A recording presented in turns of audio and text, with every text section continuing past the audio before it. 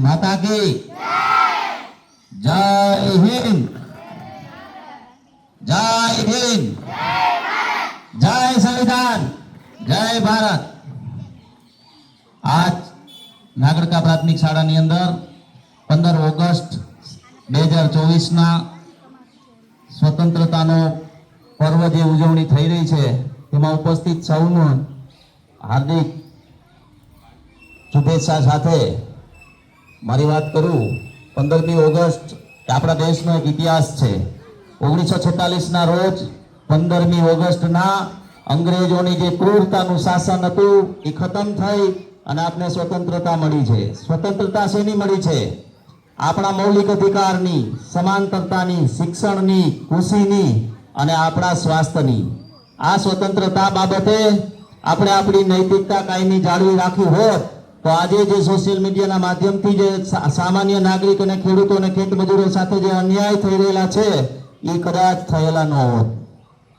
એટલે તમામ ભારતના નાગરિકને 15મી ઓગસ્ટના રોજ એ ઇતિહાસ યાદ કરવો જોઈએ કે જે આપણા દેશના સ્વતંત્રતા સેનાનીઓએ જેનો સમય, સંપત્તિ અને તેમના જીવનનો જે મોટો ભાગ છે એ સ્વતંત્રતા પાછળ ખર્ચી નાખ્યો છે। એ તમામ ગાંધીજી અહિંસક લડાઈ લડેલા છે તેનાથી માંડી અને શહીદ ભગતસિંહ સુધીના આ તમામ સ્વતંત્રતા સેનાનીઓનો એનો ઇતિહાસ આજે આપણે આવનારી પેઢીની અંદર પીરસવો ખૂબ જરૂરી હોય। 15મી ઓગસ્ટની ઉજવણીનો કાર્યક્રમ માત્ર પ્રાથમિક શાળાનો નથી, નાગરિકા ગામનો પણ હોવો જોઈએ। નાગરિકા ગામના જાહેર નાગરિકોએ, જાહેર જનતાએ પણ આ કાર્યક્રમની અંદર યોજવો જોઈએ અને આ કાર્યક્રમ ખરેખર નાગરિકા ગામની પ્રાથમિક શાળાની જગ્યાએ નાગરિકા ગામના ચોકમાં આવતા વર્ષોમાં ઉજવાય એવી પણ આપણે કાયમીના માટે કામના રાખવી જોઈએ।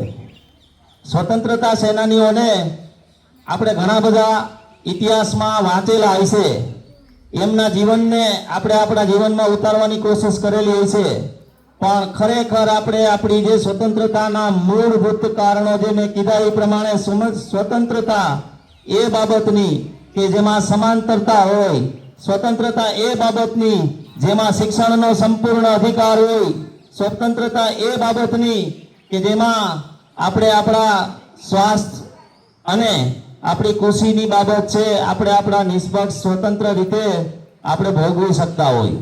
અત્યારના આ સમયની અંદર હવે જે સ્વતંત્રતાના જે મૂળભૂત પાયા છે એ કદાચ ખડપડી ચૂકેલા છે। તો આવનારી પેઢીએ અને અત્યારે જે લોકો સમજદાર વ્યક્તિઓ છે તે સૌએ પોતાના મૌલિક અધિકાર માટે અને પોતાની નૈતિકતા માટે લડત કરવી જોઈએ।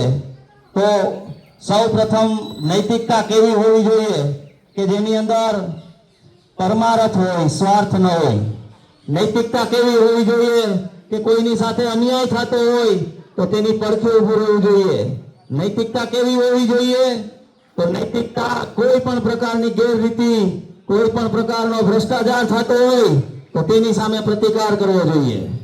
આ કાર્યક્રમ ઉજવણી કરવા બાબત હું નાગરિકા ગામના પ્રાથમિક શાળાના તમામ શિક્ષકોનો આભાર વ્યક્ત કરું છું કે આપણે અમારા ગામની અંદર આ કાર્યક્રમ ઉત્તરોત્તર ઉજવણી ચાલુ રાખેલ છે અને બાળકોની સંખ્યા વચ્ચે ખૂબ ઓછી હોવા છતાં શિક્ષણમાં આપે આપનું યોગદાન આપેલું છે અને વધુ બાળકોની સંખ્યા થઈ છે, હજી વધુ બાળકોની સંખ્યા થશે।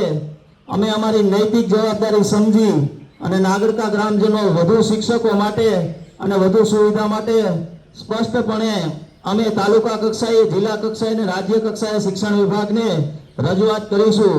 શાળા જે પ્રાથમિક શાળા છે એ એક માણસના, છોકરાઓના વિકાસનો મુખ્ય પાયો છે।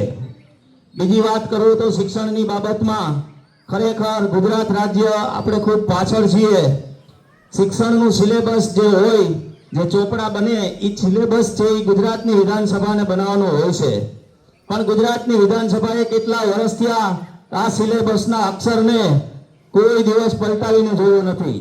સિલેબસ સમયને આધીન, સિલેબસ આધુનિકતાને આધીન, વૈજ્ઞાનિક ઢબને આધીન આ સિલેબસ બનાવવાનું હોય છે, પણ આપણા કમ નસીબ છે કે ગુજરાતની સરકારે હજી સિલેબસમાં અક્ષર ઘૂંટ્યો નથી, એટલે ગુજરાતની કદાચ શિક્ષણની વ્યવસ્થા પાછળ છે. અને આપણે હમણાં જોયું કે આવી શિક્ષણ વ્યવસ્થા પાછળ મોનિટરિંગ પણ નથી. શિક્ષકો પણ ગુજરાતમાં નોકરી કરે છે, જ્યાંથી પગાર લે છે, ને વિદેશમાં બેસીને પોતાના ધંધા કરે છે. એટલે આવા શિક્ષકોને ફિટકારીઓ સાથે અમે નાગરકા ગામ અત્યારે આ કાર્યક્રમની અંદર ઉપસ્થિત સૌ લોકો અમે એક રોષ વ્યક્ત કરીએ છીએ કે ખરેખર આવું મોનિટરિંગ જ ન હોવું જોઈએ કે શિક્ષક વિદેશ બેઠા હોય ગુજરાતમાંથી પગાર લેતા હોય. એટલે આ આપણી નૈતિકતા ન હોવાના કારણે થયેલ છે. બાકી નાગરકા ગામના શિક્ષકો 2 દિવસ ગેરહાજર રહીને ત્રીજે દિવસે એનું કારણ પૂછવા આવો તો રીએ તો કહેજો. એટલે આપણે નૈતિકતા જો નિભાવશું તો 100% ભારત દેશની આઝાદીનો ઇતિહાસ જે માટે રચાણો છે એ કાયમી રહેશે. તે સાથે મારી વાત પૂરી કરું છું. જય ભારત, જય સંવિધાન.